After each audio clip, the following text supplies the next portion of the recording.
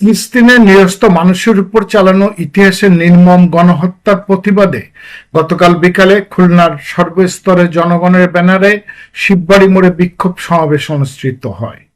সমাবেশ শেষে বের হওয়া মিছিল চলাকালে একদল উচ্ছৃঙ্খল জনতা প্রথমে ময়লাপোতার মোড়ে কেএফসি ও পরে শিববাড়ি মোড়ে বাটার শোরুম ভাঙচুর ও লুটপাট করে। এ ঘটনায় জড়িত ৩১ জনকে পুলিশ গ্রেপ্তার করেছে।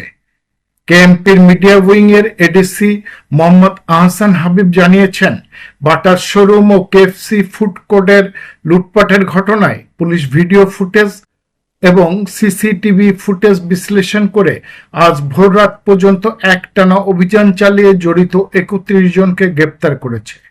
অন্যান্যদের শনাক্ত করে গ্রেপ্তারের চেষ্টা চলছে।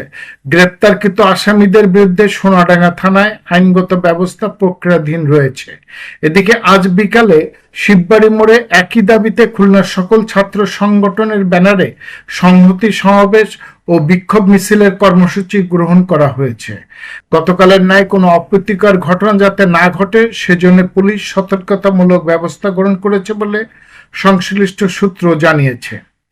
S M Habib, ATN Bangla, Khulna.